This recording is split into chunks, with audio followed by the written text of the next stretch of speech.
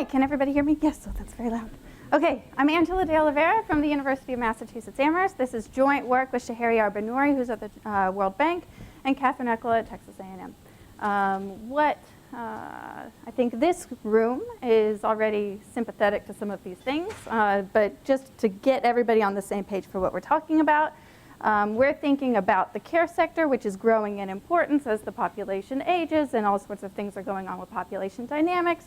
And why this is particularly interesting to us from an experimental standpoint is because the quality of care that you receive is very difficult to measure and monitor. And so that observability problem makes this something that we can really nicely take to the lab, where we're going to be able to observe and monitor the quality of care that is provided.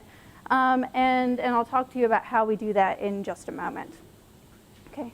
By care work more generally, we're talking about the provision of all sorts of services, including childcare, healthcare, education, particularly of the very young, elderly, ill, or disabled. And so when we're thinking about this setting, we're thinking about family members who need to decide on some sort of care plan for somebody in need, right? So they can provide the care directly themselves, but they don't necessarily have the specialized skill. It may be very costly for them to do this in terms of they're giving up work. There's all sorts of things that they're giving up here. Or they can hire skilled care workers who are perhaps more efficient at providing care, but don't have necessarily the same motivation to take care of your loved one the way that you do, right? And so there's a trust relationship that has to go on there.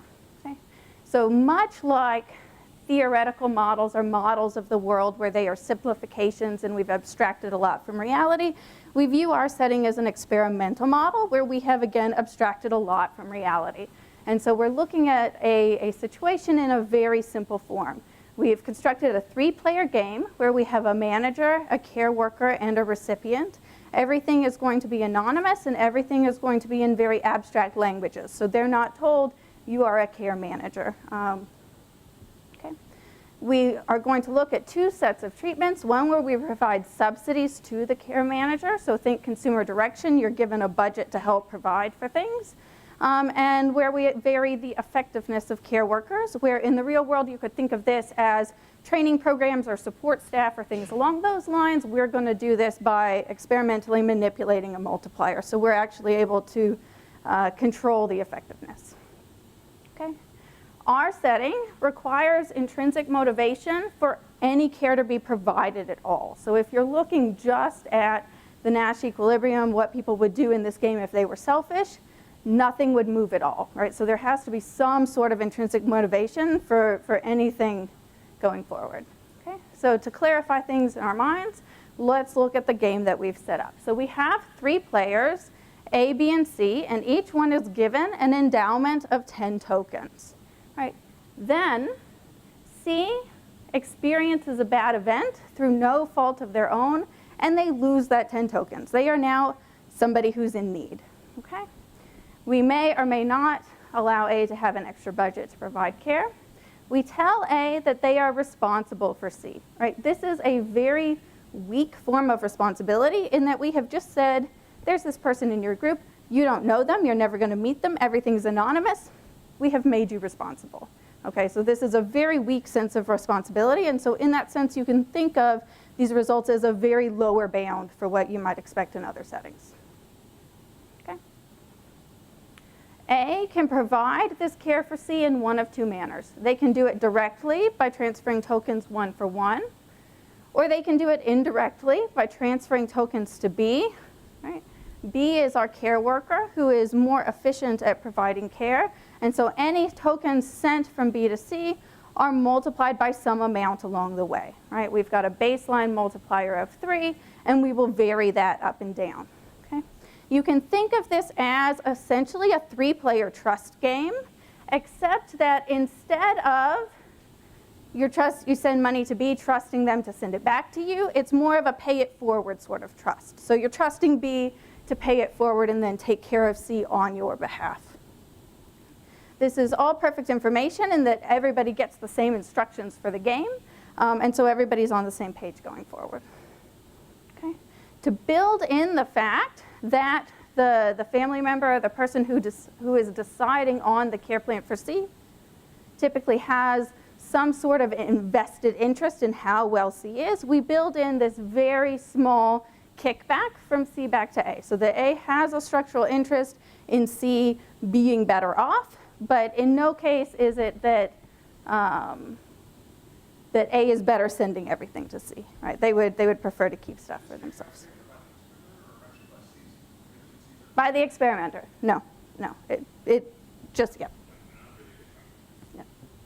Okay. So just as a summary, right, A, B, and C all start with an endowment. C loses it. They're now needy. A may or may not get a budget, right? Decisions proceed in this order. A decides how much to send to C directly and how much to send to B. B sees this and decides how much they want to send to C. Anything they send is multiplied. C gets some tokens, and then A gets this extra payment based on C's earnings. So everything is computerized. It's programmed in Z-tree, anonymous. These are stable groups, so you're in the same group for all 30 periods of the experiment.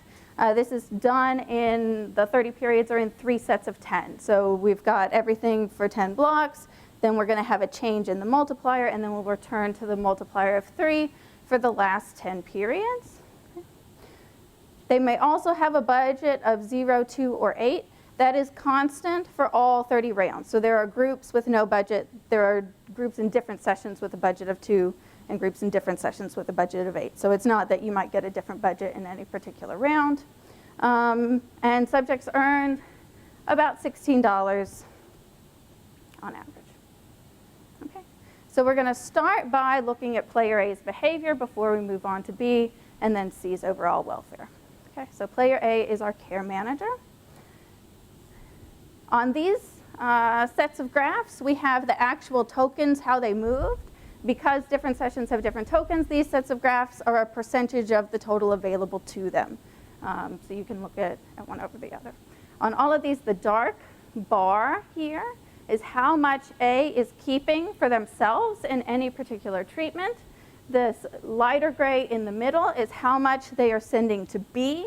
And the darker gray is how much they are sending directly to C. And so the total of that, of course, adds up to how much they have available to them.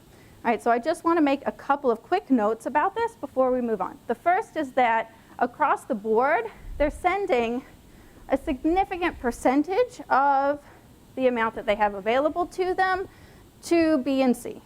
Right?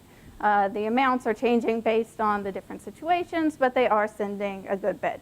The second thing that I want to note is that in these settings where A is getting this extra budget, right, they are capturing a lot of that increase for themselves.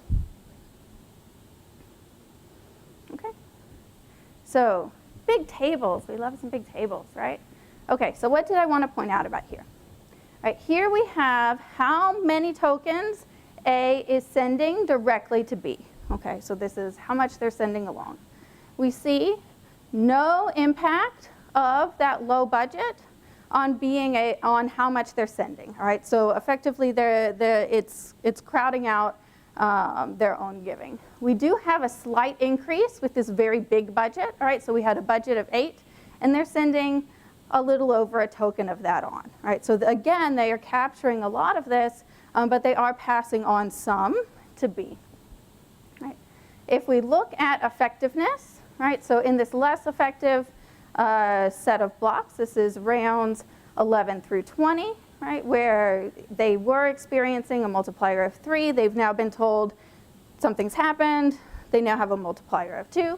Right, that is not decreasing their usage of B. Right, so B becoming less effective here, it's negative but not statistically significant. So it's not decreasing the usage of B in those periods, but having the effectiveness go up, right, is increasing their usage by about a token. Okay.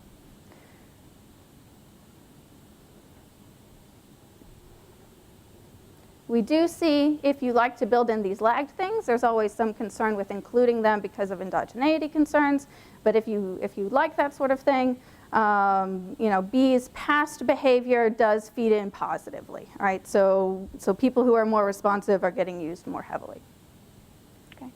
We can look at the same thing for how much player A is sending directly on to C.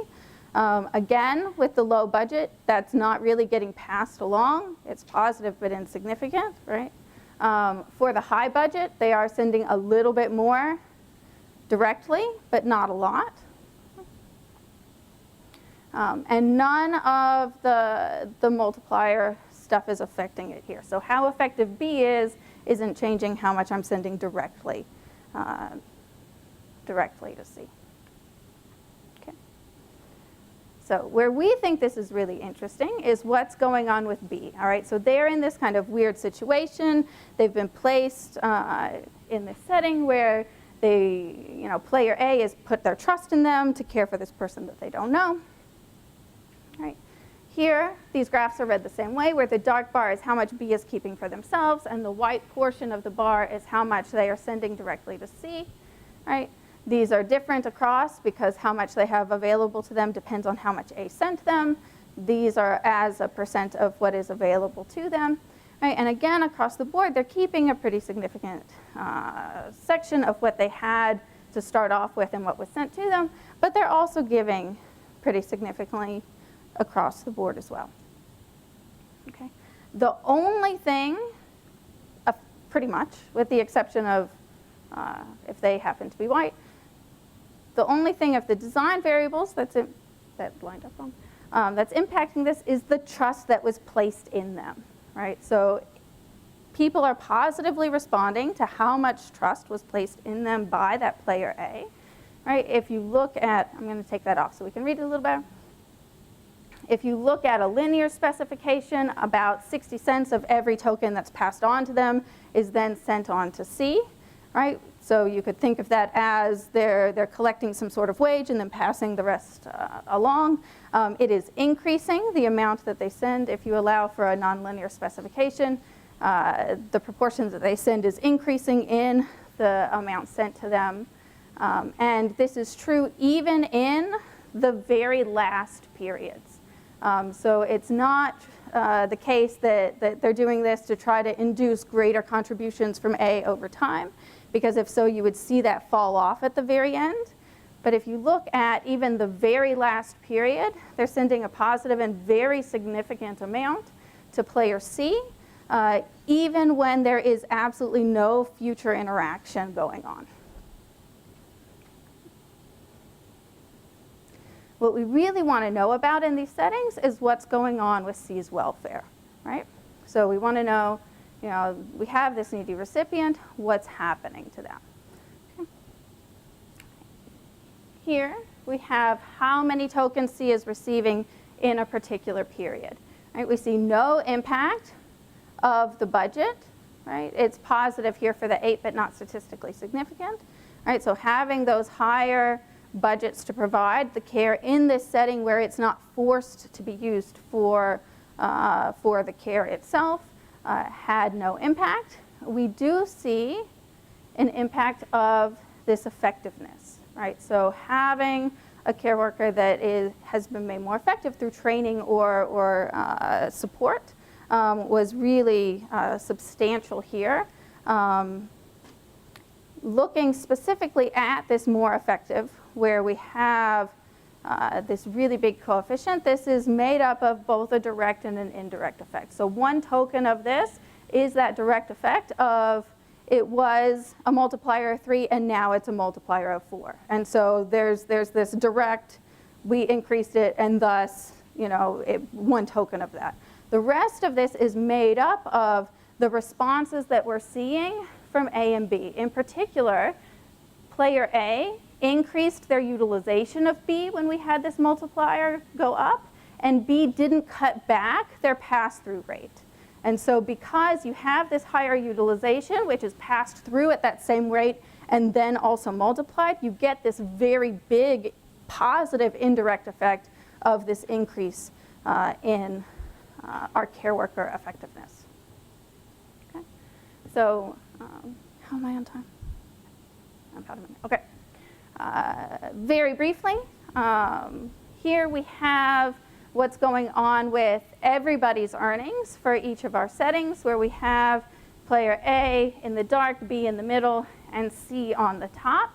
pooled over all of our rounds when we had the multiplier equal to 3. Right, for our 0 budget case, our 2 budget case, and our 8 budget case. Okay, so moving from the budget of 0 to the budget of 2, C's earnings are effectively unchanged. If you're looking at statistical significance, that you could think of them, they do actually fall by 51 cents.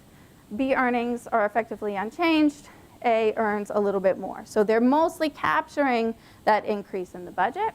Right, when we move to the budget of 8, right, compared to 0, C's earnings go up a little bit, B's earnings go up a little bit. Again, A captures a lot of what's going on.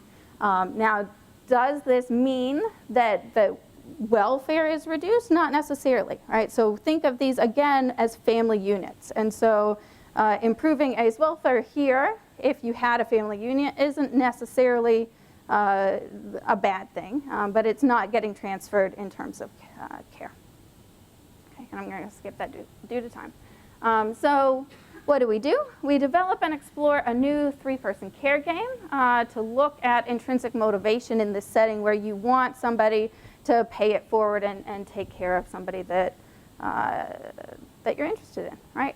We look at 2 sets of policies that are interesting in this area. The first is kind of the most generous form of these consumer-directed care where you're just giving money and you can spend it on whatever.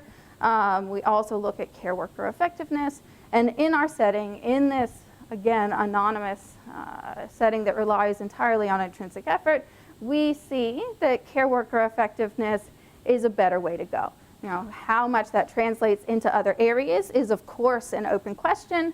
But we do think it's really interesting because effectiveness is something that is so hard to measure outside of the lab. And so this is supportive of that. Okay. Thank you very much.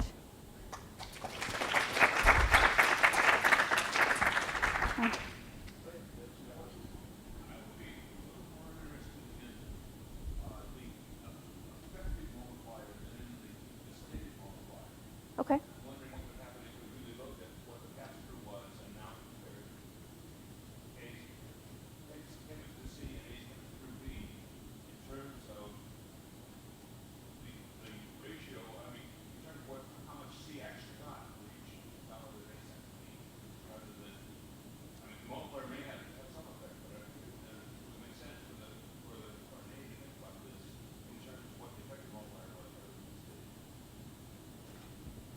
Okay.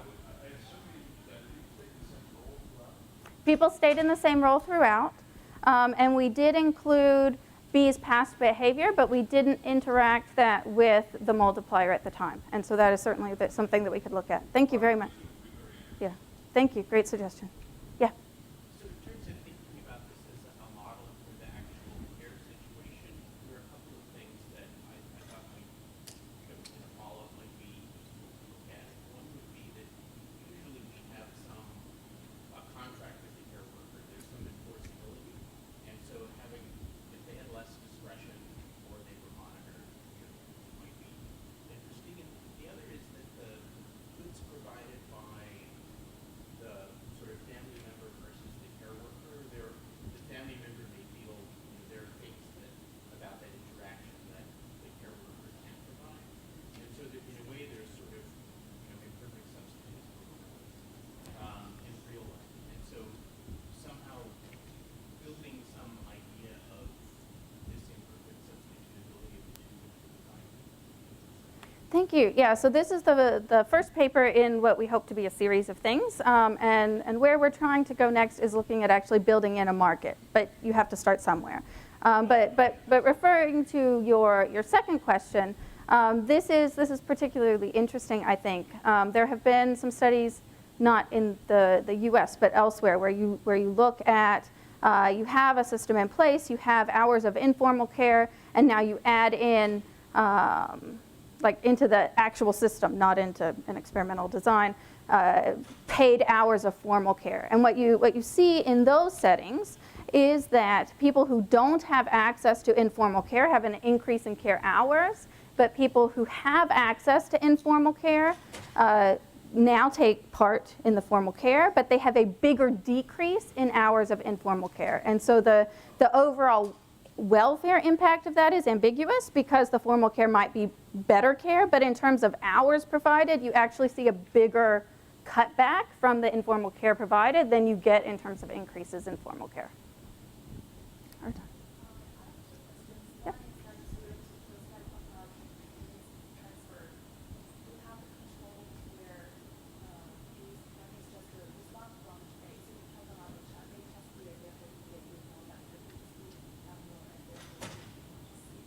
No, we don't have the, yeah.